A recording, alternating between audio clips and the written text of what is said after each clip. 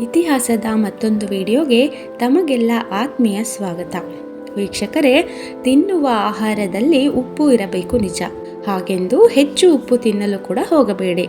Doctor ಹೇಳಿದರು ಎಂದು ತುಂಬ ಕಡಿಮೆ ಕೂಡ ಮಾಡಿಕೊಳ್ಳಬೇಡಿ. ಇದರಿಂದ ಮುಂದೆ ನಿಮಗೇ ತೊಂದರೆ. ಹಾಗೆ ವೀಕ್ಷಕರೇ, ನಾವು ಸೇವಿಸುವ ಆಹಾರದಲ್ಲಿ ಉಪ್ಪು ಒಂದು ಪ್ರಮುಖವಾದ ಅಂಶವಾಗಿದೆ. ಉಪ್ಪಿಲ್ಲದ ಸಪ್ಪೆ ಅಡುಗೆಯನ್ನು ಬಾಯಲ್ಲಿಡಲು ಕೂಡ ಆಗುವುದಿಲ್ಲ. ನಮ್ಮ ದೇಹದ ವಿವಿಧ ಕಾರ್ಯಚಟುವಟಿಕೆಗಳಿಗೆ ಉಪ್ಪಿನ ಪ್ರಮಾಣ ಬೇಕಾಗಿರುತ್ತದೆ. ಆರೋಗ್ಯ ತಜ್ಞರನ್ನ ಕೇಳಿದರೆ ಉಪ್ಪು ಹೆಚ್ಚಾಗಿ ತಿನ್ನಬೇಡಿ, ಅದರಿಂದ BP ಬರುತ್ತೆ ಮತ್ತು ಹೃದಯಕ್ಕೆ ಸಂಬಂಧಪಟ್ಟ ಸಮಸ್ಯೆಗಳು ಉಂಟಾಗುತ್ತವೆ ಎಂದು ಹೇಳುತ್ತಾರೆ. ಆದರೆ ಮಿತವಾಗಿ ಉಪ್ಪು ಸೇವಿಸುವುದು ಆರೋಗ್ಯಕ್ಕೆ ತುಂಬ ಒಳ್ಳೆಯದು.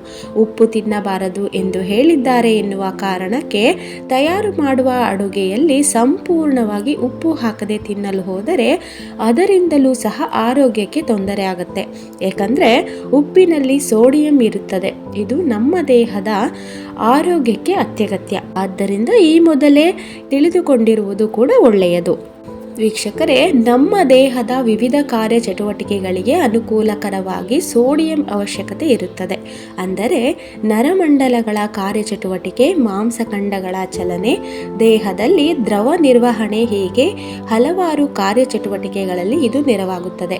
ಸ್ವಲ್ಪ ಪ್ರಮಾಣದಲ್ಲಿ ಉಪ್ಪು ನಮ್ಮ ದೇಹದ ಕಾರ್ಯಚಟುವಟಿಕೆಯನ್ನು ಅತ್ಯಂತ ಪರಿಣಾಮಕಾರಿಯಾಗಿ ನಿರ್ವಹಣೆ ಮಾಡಬಲ್ಲದು ಮತ್ತು ನಮ್ಮ ರಕ್ತದ ಒತ್ತಡ ನಿರ್ವಹಣೆಯನ್ನು ಕೂಡ ಇದು ಮಾಡುತ್ತೆ. ತಿನ್ನುವ ಆಹಾರದಲ್ಲಿ ಸೋಡಿಯಂ ಇಲ್ಲದಿದ್ದರೆ ದೇಹಕ್ಕೆ ನಿರ್ಜಲೀಕರಣ ಸಮಸ್ಯೆ ಉಂಟಾಗುವುದರ ಜೊತೆಗೆ ಮಾಂಸಖಂಡಗಳ ಸೆಳೆತ ಹಾಗೂ ದೈಹಿಕ ಆಯಾಸ ಉಂಟಾಗುತ್ತದೆ. ಹಾಗೆ ನಿಮ್ಮ ಆಹಾರ ಪದ್ಧತಿಯಲ್ಲಿ ಉಪ್ಪು ತುಂಬ ಕಡಿಮೆಯಾಗಿ ಬಿಟ್ಟರೆ ಅದರಿಂದ ರಕ್ತದಲ್ಲಿ ಸೋಡಿಯಂ ಪ್ರಮಾಣ ಸಾಕಷ್ಟು ಕುಸಿತ ಕಾಣುತ್ತದೆ. ಇದನ್ನು ವೈದ್ಯಕೀಯ ಭಾಷೆಯಲ್ಲಿ ಹೈಪೋನೆಟ್ರಿಮಿಯಾ ಎಂದು ಕರೆಯುತ್ತಾರೆ. ಈ ರೀತಿಯಾದರೆ ವಾಕರಿಕೆ, ತಲೆಸುತ್ತು, ತಲೆನೋವು, ಮಾನಸಿಕ ಗೊಂದಲ, ಇನ್ನು ಕೆಲವು ಗಂಭೀರ ಪ್ರಕರಣಗಳಲ್ಲಿ ಪಾರ್ಶ್ವವಾಯು ಮತ್ತು ಕೋಮ ಕೂಡ ಎದುರಾಗುತ್ತದೆ. ಹೀಗಾಗಿ ಆಹಾರದಲ್ಲಿ ಉಪ್ಪನ್ನು ಸಂಪೂರ್ಣವಾಗಿ ಇಲ್ಲದಂತೆ ಮಾಡಿಕೊಳ್ಳಬಾರದು. ಸೋಡಿಯಂ ಪ್ರಮಾಣ ನಮ್ಮ ನರಮಂಡಲ ಕಾರ್ಯಚಟುವಟಿಕೆ ಮತ್ತು ದೇಹದಲ್ಲಿ ದ್ರವ ಸಮತೋಲನದಲ್ಲಿ ನೆರವಾಗುತ್ತದೆ.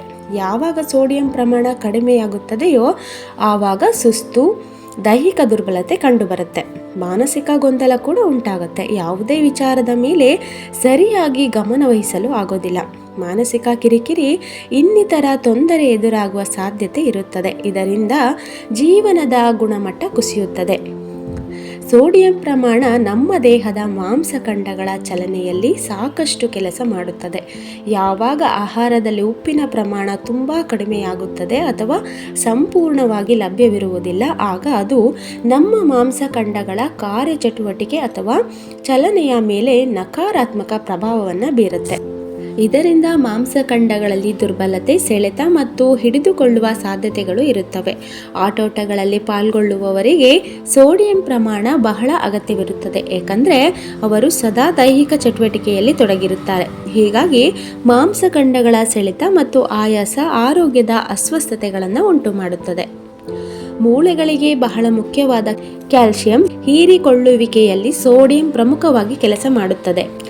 ಅಂದರೆ ನಮ್ಮ ದೇಹದಲ್ಲಿ ಸಮರ್ಪಕ ಪ್ರಮಾಣದಲ್ಲಿ ಸೋಡಿಯಂ ಇದ್ದರೆ ಮೂಳೆಗಳು ತಮಗೆ ಅಗತ್ಯವಿರುವ ಪ್ರಮಾಣದಲ್ಲಿ ನಾವು ಸೇವಿಸುವ ಆಹಾರದಿಂದ ಕ್ಯಾಲ್ಸಿಯಂ ಹೀರಿಕೊಂಡು ಬಲವಾಗಿರುತ್ತವೆ. ಒಂದು ವೇಳೆ ದೇಹದಲ್ಲಿ ಸೋಡಿಯಂ ಪ್ರಮಾಣ ಕಡಿಮೆ ಇದ್ದರೆ ಕಿಡ್ನಿಗಳು ಹೆಚ್ಚು ಕ್ಯಾಲ್ಸಿಯಂ ಮೂತ್ರ ವಿಸರ್ಜನೆ ಮೂಲಕ ಹೊರಹಾಕುತ್ತವೆ. ಇದರಿಂದ ಮೂಳೆಗಳ ಸಾಂದ್ರತೆ ಕಡಿಮೆಯಾಗುತ್ತದೆ ಮತ್ತು ಮೂಳೆಗಳ ಸಮಸ್ಯೆ ಎದ್ದು ಕಾಣಿಸುತ್ತದೆ. ಕೆಲವೊಂದು ಅಧ್ಯಯನಗಳು ಹೇಳುವ ಹಾಗೆ ಕಡಿಮೆ ಉಪ್ಪಿನ ಪ್ರಮಾಣ ನಮ್ಮ ಆಹಾರದಲ್ಲಿ ಇದ್ದರೆ ಅದನ್ನು ಇನ್ಸುಲಿನ್ ಪ್ರತಿರೋಧತೆ ಹೆಚ್ಚಾಗುವ ಸಾಧ್ಯತೆ ಇರುತ್ತದೆ. ಇದರಿಂದ ನಮ್ಮ ಬ್ಲಡ್ ಶುಗರ್ ಲೆವೆಲ್ ಸರಿಯಾಗಿ ನಿರ್ವಹಣೆ ಆಗುವುದಿಲ್ಲ. ಮಧುಮೇಹವನ್ನು ನಿರ್ವಹಣೆ ಮಾಡಲು ಕೂಡ ನಮ್ಮ ಆಹಾರ ಪದ್ಧತಿಯಲ್ಲಿ ಸೋಡಿಯಂ ಇರುವುದು ಬಹಳ ಅವಶ್ಯಕವಾಗಿರುತ್ತದೆ. ಇದು ಆರೋಗ್ಯಕರವಾದ ಬ್ಲಡ್ ಶುಗರ್ ಲೆವೆಲ್ ನಿರ್ವಹಣೆಗೆ ತುಂಬ ಸಹಕಾರಿಯಾಗಿರುತ್ತದೆ. ಇನ್ನು ಸೋಡಿಯಂ, ಪೊಟ್ಯಾಷಿಯಂ ಮತ್ತು ಮೆಗ್ನೀಷಿಯಂ ನಮ್ಮ ಜೀವಕೋಶಗಳ ಕಾರ್ಯಚಟುವಟಿಕೆಗೆ ಮತ್ತು ದೇಹದಲ್ಲಿ ನೀರಿನ ಅಂಶ ಕಾಯ್ದುಕೊಳ್ಳುವಿಕೆಗೆ ಅಗತ್ಯವಾಗಿ ಬೇಕಾಗುತ್ತವೆ. ತುಂಬ ಕಡಿಮೆ ಸೋಡಿಯಂ ಸೇವಿಸಿದರೆ ಅದರಿಂದ ತಲೆನೋವು, ತಲೆಸುಸ್ತು, ಆಯಾಸ, ಹೃದಯ ಬಡಿತದಲ್ಲಿ ಏರುಪೇರು, ಇನ್ನಿತರ ಸಮಸ್ಯೆಗಳು ಹೆಚ್ಚಾಗುತ್ತದೆ. ಹೀಗಾಗಿ ಸೋಡಿಯಂ ಪ್ರಮಾಣವನ್ನು ಸಮತೋಲನವಾಗಿ ಸೇವಿಸುವುದು ಬಹಳ ಅಗತ್ಯ. ಇದು ನಮ್ಮ ದೇಹದಲ್ಲಿ ಎಲೆಕ್ಟ್ರೋಲೈಟ್ ನಿರ್ವಹಣೆಯಲ್ಲಿ ಹೆಚ್ಚು ನೆರವಾಗುತ್ತದೆ. ನೋಡಿದ್ರಲ್ಲ ವೀಕ್ಷಕರೇ, ಅಡುಗೆಗೆ ಉಪ್ಪು ಜಾಸ್ತಿ ಹಾಕಿ ಸೇವಿಸಿದರೂ ಕಷ್ಟ, ಹಾಗಂತ ಸ್ವಲ್ಪ ಕಡಿಮೆ ಹಾಕಿದರೆ ಇನ್ನೂ ಕಷ್ಟ. ಇದೇ ರೀತಿಯ ಹೆಚ್ಚಿನ ಮಾಹಿತಿಗಾಗಿ ನಮ್ಮ ಚಾನೆಲನ್ನು ನೋಡ್ತಾ ಇರಿ.